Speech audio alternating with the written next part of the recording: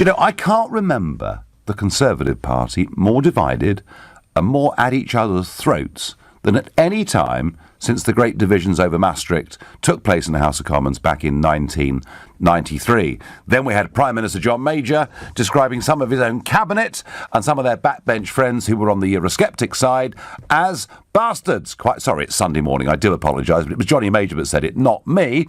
And I wonder what the Prime Minister now calls the dozen or so in the Conservative Party who now are not fighting this from a Eurosceptic position, they're fighting it from a Europhile. We must stay part of the EU position, and I bet there's some pretty rich language being used about those. And certainly, I mean, you know, Anna Soubry gets up in the House of Commons and you can hear it's her own side shouting abuse at her. So they are split. They are divided. And with the best will in the world, you know, I think that the Prime Minister is not exactly the greatest leader we've ever seen, even if that 16-year-old on the train this morning was wrong to say she was the weakest Prime Minister perhaps ever. But they've really got problems. And yet, we have the last piece of polling I saw from YouGov a few days ago puts the Conservatives on 44% and the Labour Party on 37%. Lib Dems 8, UKIP 3, Greens 3. That is the last state of play in the polls. It is a substantial Conservative lead. Now, think back to the last general election.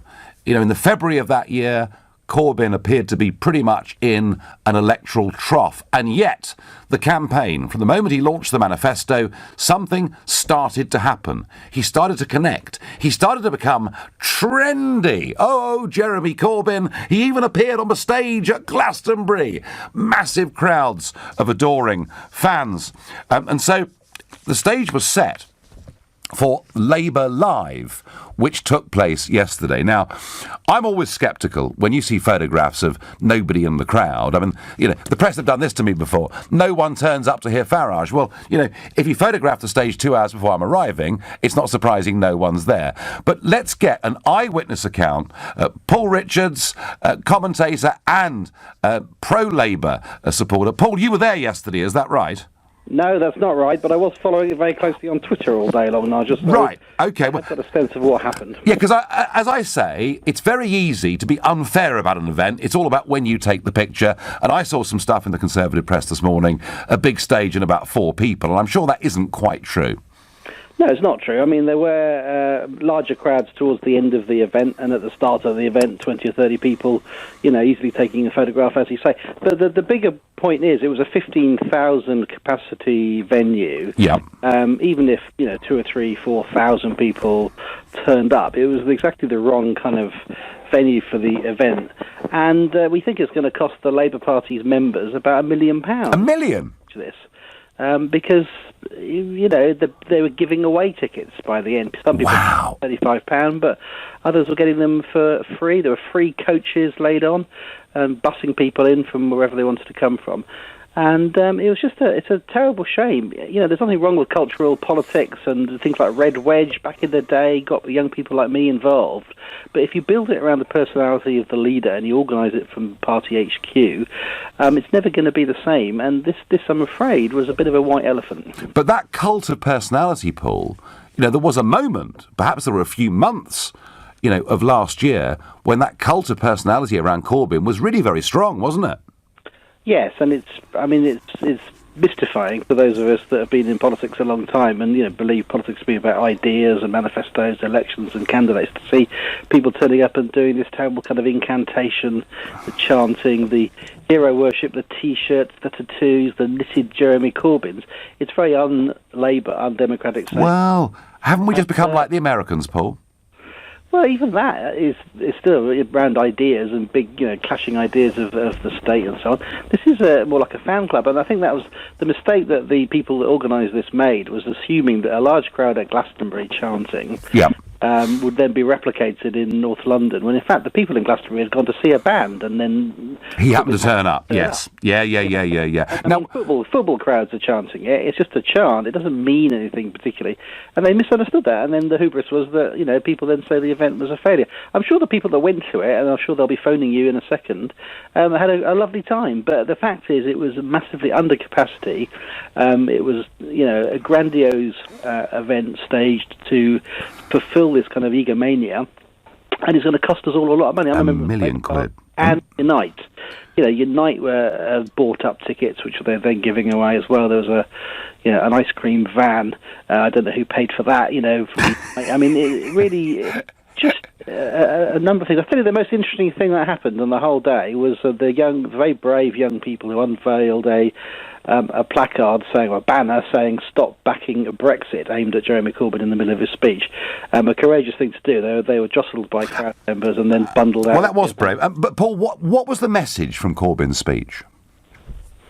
Well, it was more of the same, wasn't it? It was he's very good at this kind of rabble-rousing rhetoric and very simplistic messages around social justice and so on, but he didn't address the big issue of the day, which is obviously Brexit. And where his own party, and I had a caller, Paul, in the last hour, who described the Labour Party's position on Brexit as being more complex than the Kama Sutra, offering more different possibilities. I mean, they are in a mess on this, but what interests me is this.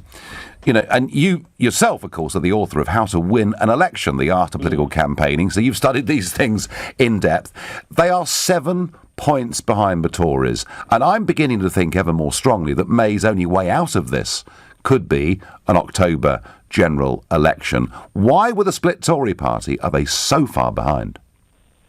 Well, I think the problem is that you've got this historical moment where you've got a pro-Europe membership of the Labour Party overwhelmingly, and a very Eurosceptic leadership of the Labour Party, and these are the people you'll remember, who were in and around Tony Benn when he was one of the leading opponents of the EEC and the EU. As I think you mentioned, Corbyn voted against the EEC in the referendum. Absolutely.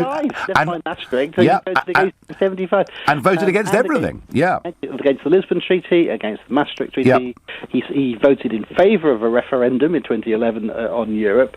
He called for Article 50 to be triggered immediately when most of us were still asleep on the morning after the result, and he's been marshalling his troops ever since to vote for a hard Brexit. So we've got a hard Brexiteer leadership, of the left, not of the right, but that is an honourable position that has been held by people on the left, but totally out of kilter with his own party membership and MPs, of course.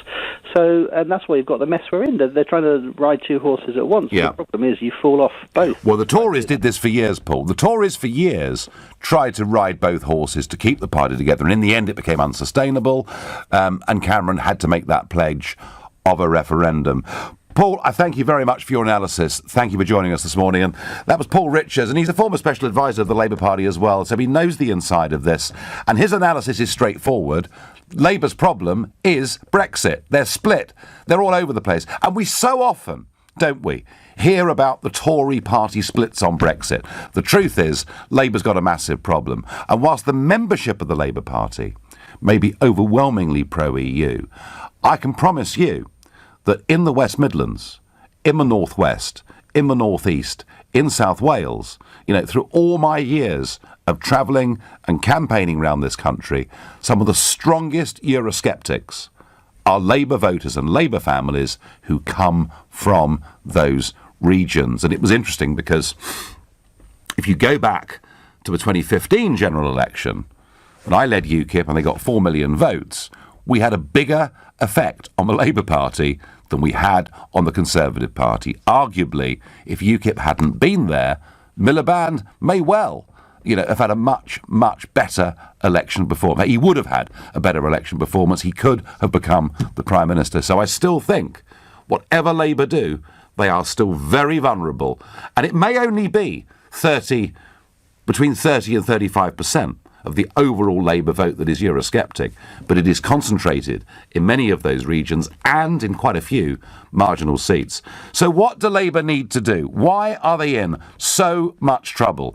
Tell me what you think. Tell me if you think it's because they're split on Europe, and until they sort that out, they cannot win an election, particularly if one comes in October. Then call me on 0345 6060 973. Is it perhaps that the party's begun to look a bit extreme? Allegations of anti-Semitism, something that Middle England says this doesn't look quite right. If that's how you feel, text to 84850. And any other bright ideas, please tweet using the hashtag Farage and LBC, at LBC. And of course, as ever, you can watch us on Facebook and comment there too. And I have to say, I am blown away that cost them £1 million yesterday. Will is calling from Loughton. Good morning, Will. Good morning, Nigel. Good to talk to you, mate. Nice to meet you unofficially. But yeah, I don't believe it's much to do with Brexit. I'm a Brexiteer myself, but I do believe the problem with Labour is simply just Jeremy Corbyn himself.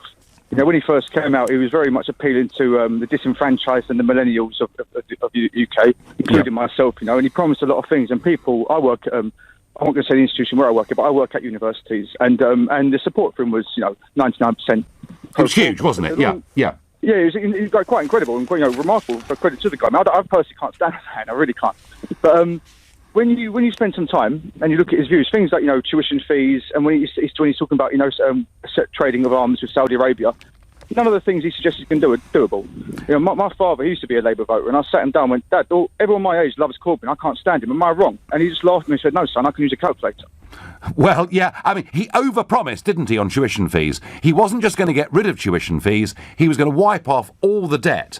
And then he was told that might cost $100 billion, and suddenly the story changed. And when you make a big promise on student loans and student fees, and then you're seen to rat on it, as Nick Clegg could tell you if he phoned this show, you pay a very heavy political price for that.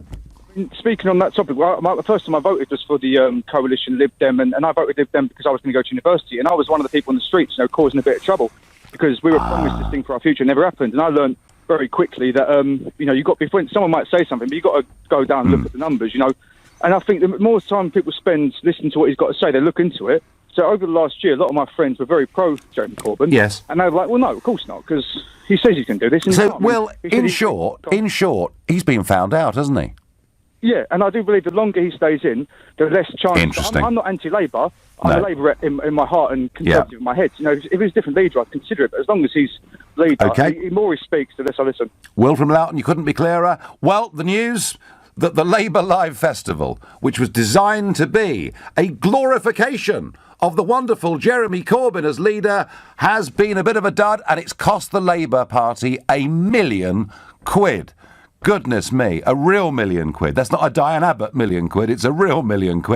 I wonder, if you were there yesterday, please call me. Tell me, was it a flop? Did you have a good time? You're listening to the Sunday edition of the Nigel Farage Show, exclusively on LBC, and it's now 11:17. What's gone wrong? Glastonbury. There was Jeremy Corbyn. Tens of thousands of people cheering, whooping it up. I even had reports from a friend of mine who's got a nightclub down in Kent. He said, I've never seen anything like it. Saturday night, they're all on the dance floor. It's 1 o'clock in the morning, and they're all chanting, oh, Jeremy Corbyn. I mean, he seemed to be riding this wave of kind of rock star success, and yet, when the Labour Party themselves put on their own Labour Live concert, it ends up costing them £1 million. And they're 7 points behind in the opinion polls against a Conservative Party where half of them seem to absolutely hate the other half. But Labour, hey, they've got their own splits on Europe. They're not always as visible. They're not fought out on the public stage in quite the same way as the Conservative Party, but boy, they've got problems too. And somebody else who's got problems that is worth mentioning is Angela Merkel. Now, I have to say, she doesn't like me very much. In fact, whenever she meets me or sits opposite me at lunch or sits opposite me in the European Parliament, she looks as though she's just swallowed 3 lemons. So unhappy is she. In fact, she has always fought against anybody with a Eurosceptic opinion and anybody that thinks that immigration should be criticised in any way at all. And it's because of that she's in trouble. You see, what's happened in Germany is there is a newish political party called the AfD, the Alternative for Deutschland, and they are now having the same effect on German politics that UKIP had on British politics, with one difference. Their 4 million votes in the general election, or the equivalent of, got them 93 seats in Parliament. They scored exactly the same percentage as UKIP. They got 93 seats. And now the effect that's having on the Bavarian Conservatives, the CSU, is huge. And Horst Seehofer, who is the most senior member of the CSU, is now, and he's part of Merkel's government, he's the interior minister, he's now having an open public war with her over what the asylum policy ought to be. Merkel wants an EU solution. Seehofer wants a German solution, as Salvini in Italy wants an Italian solution, and indeed as Viktor Orban in Hungary wants a Hungarian solution. European politics is breaking and fracturing on the issue of immigration. The effect of the AfD in German politics is quite remarkable.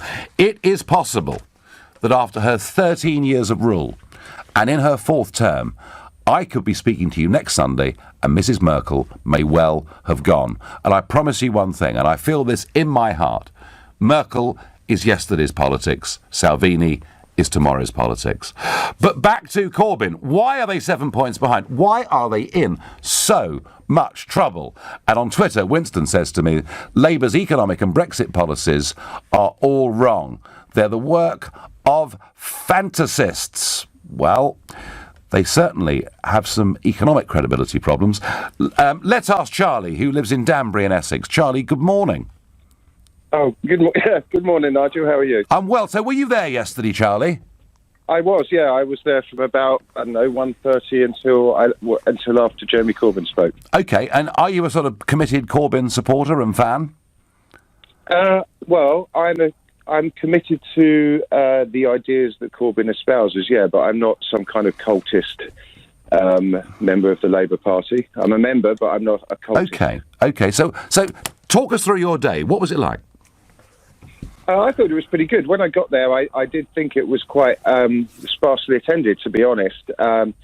But that was because most of the action was going on in the tents. There were various tents there. The one I spent the most time in was the literary tent, where people were talking about socialist ideas and the future of the Labour Party, etc. Yeah. When Jeremy Corbyn came on, there was quite a lot of people there, and it was a pretty good day. I met lots of people. Made some good contacts and really enjoyed myself. I thought it was fine. And what did Jeremy's speech? What was the one? What was the big sell from Jeremy Corbyn's speech? Well, to be honest, I thought the speech was a little bit of a letdown, only because it was a bit of a reiteration of his manifesto commitments. So it was everything that I kind of understood and agreed with anyway. But it was typical Corbyn. It was very passionate, lots of cheering, and I think pretty much everyone there agreed with what he said. But he didn't really say anything new. I'm looking for some kind of new, more radical ideas from the Labour Party, and I hope that happens in conference later this year. Now, Charlie, they've dropped £1 million on this, and the reason they've done it is because they have actually made it a cult around Jeremy Corbyn. You yourself are not fully subscribed to that. But where does Labour go now, Charlie? I mean, you're 7 points behind against a split Conservative Party. Yeah, that's not good. Can I just ask you to get your fact checkers on this £1 million figure, because I'm not convinced that that's necessarily true. Well, I got it from I got that figure from Paul Richards, who's part of Progress and a big Labour supporter. So I'm using him as a source. Nigel, that is Progress after all, and we know what Progress thinks about Jeremy Corbyn. My understanding. Well, they're New Labour, aren't they? Figure, my understanding is the £1 million figure is the insurance cost. The amount that's underwritten. So please do double check. Well, I tell you what, Charlie. I tell you what we'll do. We will try and double check that. But I'm going to get back to this central question. Now, there you are. Yeah. You're an active Labour supporter. You want a Labour government. I mean, the goal. And hey, we got World Cup football, so we're all talking about goals at the moment. And wasn't that amazing? Iceland drawing with Argentina, fantastic. But Charlie, small sovereign state. I could go on. But Charlie, literally, the Tories hate each other. They're in terrible trouble. Brexit's in crisis, and you're 7 points behind. happen? What's got to happen?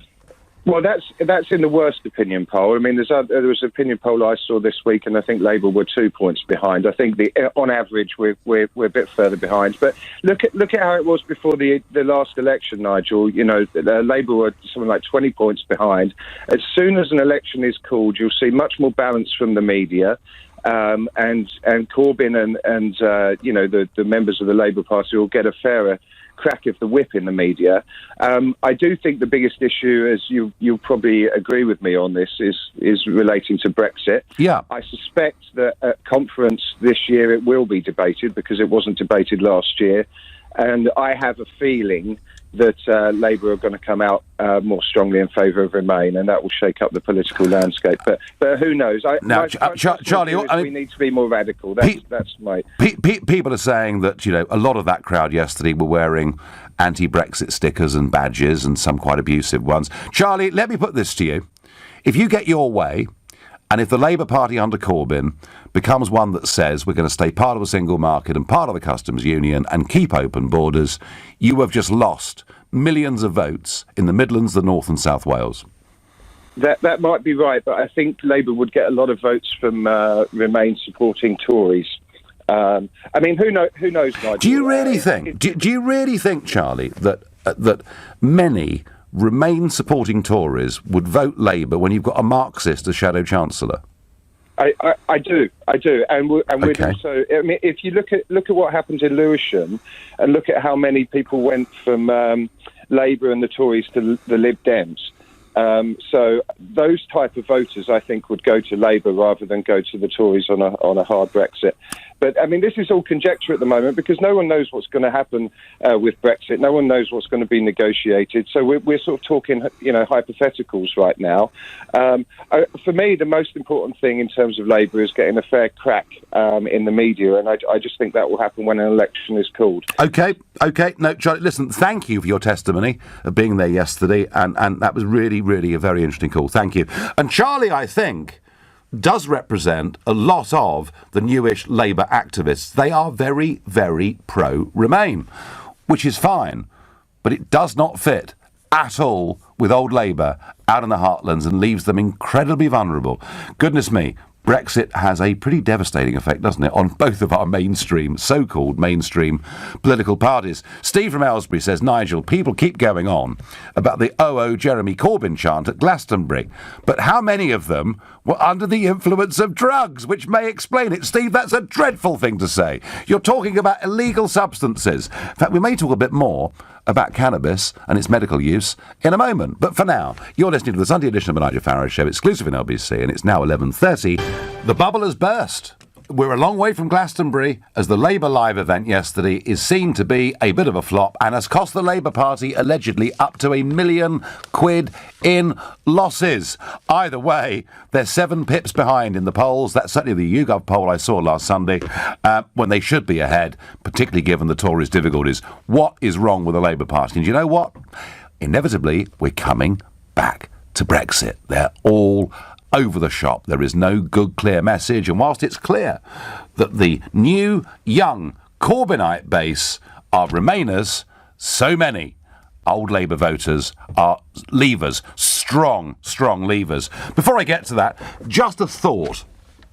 The sort of heartwarming story, I guess, this morning is that of Charlotte Caldwell from Northern Ireland and her son, Billy. He's the 12-year-old boy. He's got terrible epilepsy and, often having many fits in a single day. And she has found, as a mum, some salvation in cannabis oil. And they've been to Canada, they've loaded up on cannabis oil, they've come back to the United Kingdom, and that has been removed from them by customs. But now Sajid Javid has intervened and said, in this case, for medical use, they can have the cannabis oil back. And it is a story of a mum fighting as hard as she can for her sick young lad. And I mean, it would be difficult to find many people that don't agree with the Home Secretary's judgment. But it does open a very, very much bigger debate on cannabis, whether it's for medical use. And by the way, Queen Victoria was prescribed cannabis for medical use, and I believe stayed on cannabis pretty much for the rest of her life. And that then opens up an even bigger debate about whether we think there should be the decriminalisation, perhaps even full legalisation of products like cannabis. I'm not going to go through it all here, but, I've, as someone that visits America a lot, I now see states where it has been, it's completely there, legal, it's on open sale, and I think it's difficult to change the law and open up cannabis for medical use without having that bigger, broader debate. And I sense we'll be having it in this country far more quickly than many people think. Right, back to Jezza. The failure of the Jez-Fest yesterday and why they're behind in the polls. David in Woking has an answer for me. Good morning. Good morning, Nigel. I wish I did have an answer. Something I don't understand, though, about Labour Remainers in particular is that they moan about corrupt banks, they moan about Tory austerity, and they say how that the leaving the EU will affect the youth of Britain. Yet they seem to forget that the EU has been imposing the most punitive austerity across the EU for at least the last 10 years.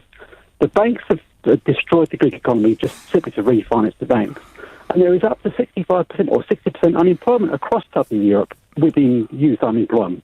So what is there? I'm not sure. David, when I see a lot of young Labour Remainers out campaigning, I ask them, I didn't know you were so favourable towards Goldman Sachs. I mean, it is the very big multinationals and huge Wall Street investment banks that are the biggest supporters of the European Union project. You're quite right, and yet the Labour youth want it. And as a continued part of the European Union, you can't nationalise the railways, you can't massively increase public spend. I mean, the whole thing, David, just doesn't make sense. But it's got more, I think, to do with identity.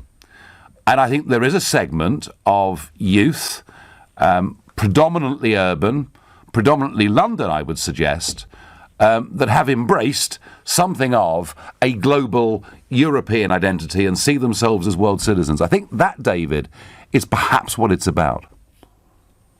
You could well be right there, Nigel, but as far as Chameleon Corbyn is concerned, I think he's actually a secret Brexiteer. Because if you look at his history, he voted against joining the EEC, he voted against the Maastricht Treaty, he voted against the Lisbon Treaty. Can you tell me what has suddenly changed? Well, what's changed, David? What's changed is that he's the leader of a fanatically pro-EU Parliamentary Labour Party. That's what's changed.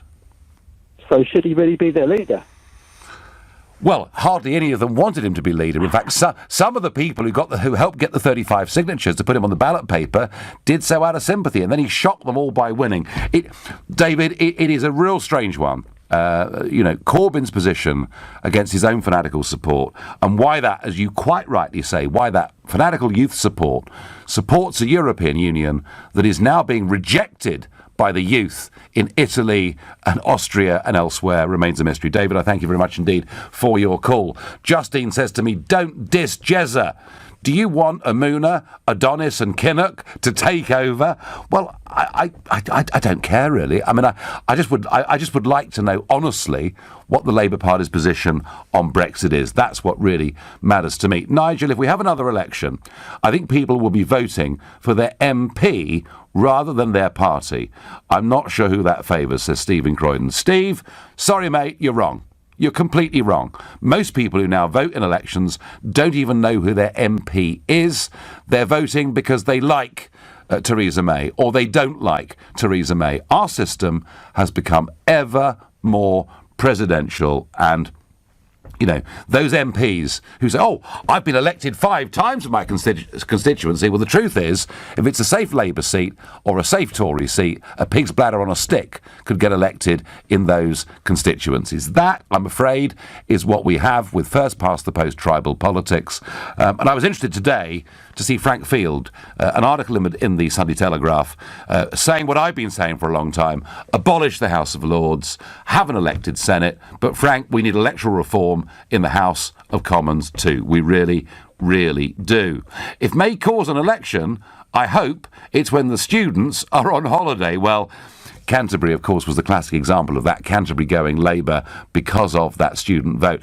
I'm not bothered about where the students are when the next election comes. What I am bothered about is that they don't vote twice. because they were actually, many of them, openly boasting they'd voted at their parents' residential address and they'd voted while they were at university, and that does need to be sorted out. Labour's problem is not with Brexit, it's with Corbyn. Centre Remainers like me want to vote for a pro-EU party but will not vote Labour. So it seems whichever way you turn on this, Corbyn has got massive, massive problems over the European question. He's 7 points behind in the polls. Why are Labour in so much trouble? Nobody, so far, has mentioned the anti-Semitism row. Nobody has mentioned, the fact that actually, perhaps, those continued allegations about extremists within the Labour Party and a blind eye being turned, maybe that is putting off Middle England. Maybe I've got that completely wrong. Well, heading towards the middle of England, Stoke-on-Trent's pretty much there, and Ray's on the line. Good morning. Morning, Nigel. So, what needs to happen? Why are they in so much trouble? Well, they've lost the connect with the working classes. Quite obviously, you've been up here in the Midlands, you've seen it. Yes. Where the things that are being affected with all wage being suppressed and lack of housing and everything, and it affects the working class the most. And if you want to speak to Labour about it, you're some kind of racist. You can't have a grown-up debate. So, Ray, is there do you see, and you are right, there has been increasingly a disconnect between what we call the white working class, they're not all white, by the way, but the white working class and the North London Labour hierarchy. Is anything going to close that gap? I can't see it happening because they'll say one thing and do another. I remember reading an article some years ago, and I can't for the life of me find it. It was on the internet, and it was Labour peers saying that they found the working classes predominantly non-progressive and predominantly racist. And I thought to myself, you know what? That's quite telling these days when you see what's going on in our community and you see. Yeah. Well, look at the shadow Foreign Secretary Emily Thornberry, who, when she was in Rochester, do you remember there was a white van? Nigel, I'm sat in my white van now with an England flag right next to it. Ray, was it you parked in Rochester that day? No, but she'd hate me if she walked past. She'd hate you. And how are England going to do tomorrow, Ray? We're going to win. We're going to win. What score? 3-1. Tunisia aren't a bad side, you know, Ray. Well, I think the World Cup's quite close at the moment. There's no teams smashing it, are they? So I think we're in with a chance. I think we'll go to the semis. I bet you celebrate St George's Day as well, Ray, don't you? Of course. So do I. Good man. Thank you very much indeed. Well, Ray there. And, actually, he's in a white van. He's got the cross of St George on it. And somehow, this North London Labour Party is not appealing to Ray from Stoke-on-Trent. And there are millions like Ray out there. We thought, didn't we, for the last 6 months, it was the Tory party that had real problems. I suspect Labour's problems are just as big. You're listening to the Sunday edition of the Nigel Farage Show, exclusively on LBC, and it's now 11:45. Well, the Jez-Fest, as some call it, the Labour Live concert, as it's more correctly named, yesterday wasn't quite like Glastonbury. In fact, not enough people turned up. They were giving tickets away for free at the end, and the Labour Party have taken a great big financial hit on this. It could be as much as £1 million. But that's okay, because Len McCluskey and the big trade unions, no doubt, will be able to make up most of that. The real problem is they're up to 7 points behind in the opinion polls. They are as hopelessly split on Brexit as a party as the Conservatives are. And I say that because at least a third of their vote is very much the old Labour vote. And, we had Ray on before the break, Stoke-on-Trent, white van, and there he is with his cross of St George on his van, and Emily Thornberry sends out tweets where she looks down her nose at people like that. They've got a massive problem. Craig says, could never vote Labour again. They lost the election and are 7 points behind, and still they think they are winning. Delusional. Craig, I don't think they do think they're winning. In fact, I've noticed that quite a lot of that confidence that we saw with the Labour Party last year and that sense of buzz and excitement, it's gone. The bubble has very much burst, it seems to me. Omar is calling from Oxford. Good morning, Omar. Good morning, it's Omar. Yep. And so what's gone wrong? Because it all looked so exciting, didn't it? 6 or 9 months ago for Jeremy Corbyn. Yeah, I think basically Corbyn, he's relying too heavily on the student vote. Obviously, with their short-term vision and their even short-term plans, obviously. if you offer them pie in the sky, they're obviously going to vote for it. So I think that's basically. I think he's relying too heavily on the young vote. Yes, and because the evidence is, I mean, the polling evidence that came out said that actually, despite this buzz that we saw around Corbyn, still a majority of young people did not vote in either the referendum or the general election. So over-reliance on the youth vote may be a problem. But what does he have to do? What does he have to do to reconnect in the Midlands and the North with the old Labour vote? Well, I wouldn't know. I'm not a Labour voter, but what I think he's just offering pie in the sky sort of figures, everything like that, and it's not going to come true. I mean, if you offer someone something into power, it doesn't work in the long run. No, and of course somebody else has got to pay for it. So it's all well and good offering money to students, but there are taxpayers got to pay for it. Omar, it's a very good point you make. Over-reliance on youth is Omar's point from Oxford. Difficult, I think, to disagree with that as a point. OK, two things about Saturday. Firstly, the tickets were too expensive originally. I wanted to go, but I couldn't afford it. Secondly, it was too local. Should have been a bit more centralised. Well, that means the location was tough to get to. So maybe somewhere in the middle of Birmingham might have been a better place to do it. I don't know. Or maybe somewhere more centrally in London would have been a better place to go for it. Jezza wants to run with the hare and chase with the hounds when it comes to Brexit, and Labour are losing Brexit voters and Remainers because of this. Mark says that to me on Twitter. And Mark, you may be right. You know, maybe this indecision means they're actually not appealing to people from either side of that great political divide, which, hey, makes life pretty difficult. James is calling from Haringey. Good morning, James.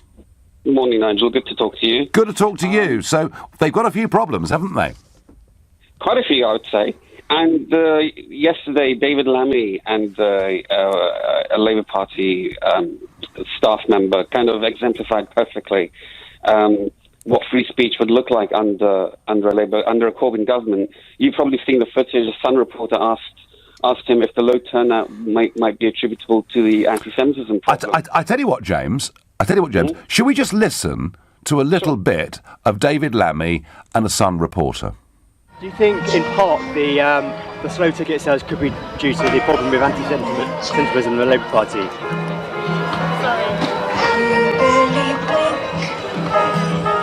That was a very, very, very, very brutal, mean thing to do. That was not the basis on which you had the interview.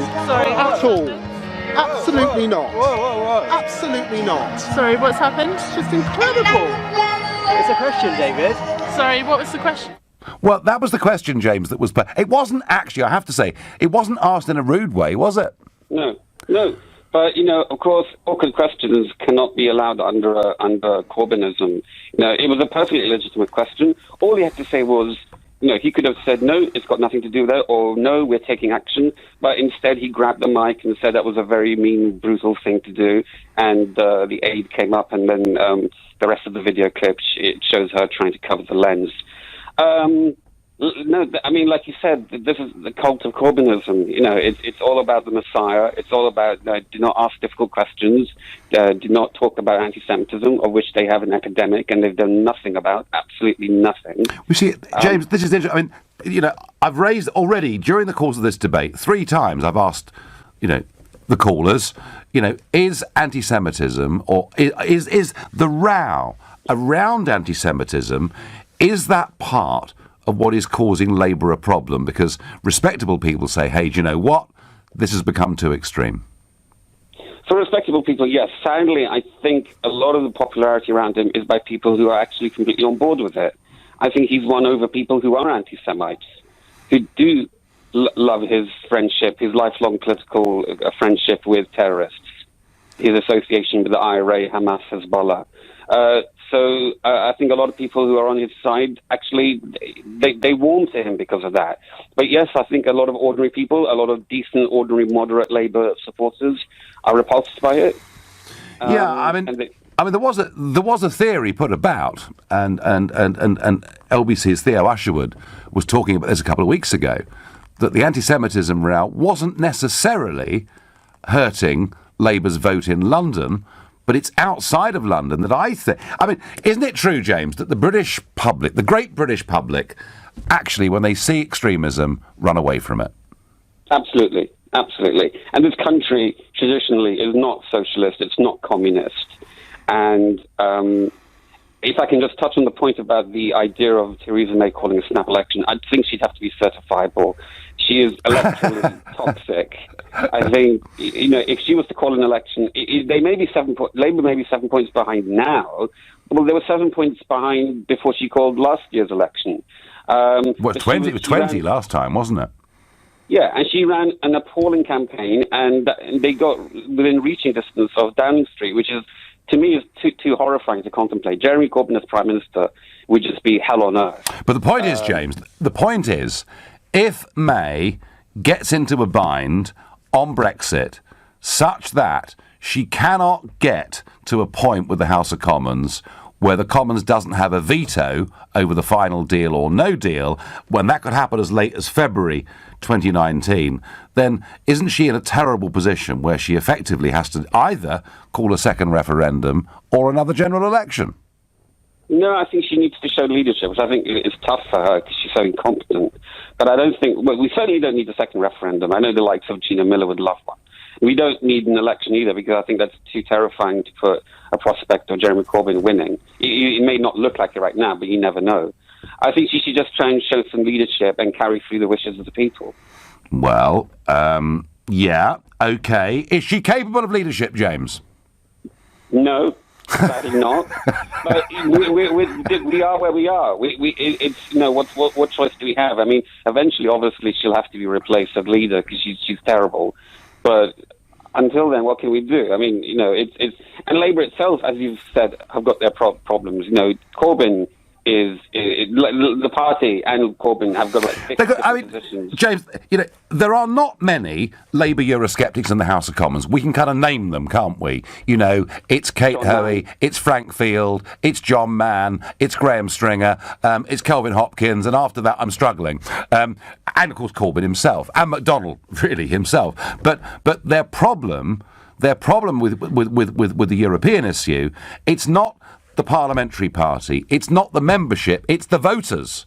It's at least a third of the voters who feel very, very strongly, and particularly, James, about open-door immigration. And I think they've got a real problem for the future. Thank you, James, for your call. I've got time for one last quick phone call. James in Barnes is calling. Good morning. Good morning, Nigel. I just wanted to say very briefly, as a Jew who is a secular Jew, Labour supporting, Guardian reading, yes, I would never vote for Jeremy Corbyn, and I'm a secular Jew, if he was the last man standing, sir. As much as I dislike Theresa May, I wouldn't vote for him. Never, never, never. And I know a lot of people who are like-minded like me would never do so until they replace him with a sensible leader, like a David Miliband. And that will be so for you, James, you, the anti-Semitism is all too real, yeah? That's 100%, Nigel. And I think that as much as people I know cannot stand Theresa May, would never vote for him. And that's how in the last local election, I couldn't vote for the Labour Party. James, I have to say, I think this anti-Semitism row has done Labour more harm than they realise. They may not be feeling it in London, but out there in the country, I think it is doing them harm. The British people do not like anything that is tinged with extremism. James, I thank you for your call. Well, there we are. A Labour-supporting secular Jew who is not going to vote Labour. All the while Jeremy Corbyn is around. And I don't think this just applies to Jewish people. It goes far more broadly than that. So we've been talking about the Jez-Fest. And my final message on this is, Nigel, Jez-Fest. In case you forgot, the World Cup was on yesterday. Well, if that's an excuse for them not selling more tickets and for more beer, England weren't even playing. But they are tomorrow. We've all got our fingers crossed. We'll need more than that, probably. You've been listening to the Nigel Farage Show here on LBC. I'm back tomorrow evening at 7. At 3 this afternoon, it's Andrew Castle. But up next, it's Majid Nawaz. Thank you, Nigel.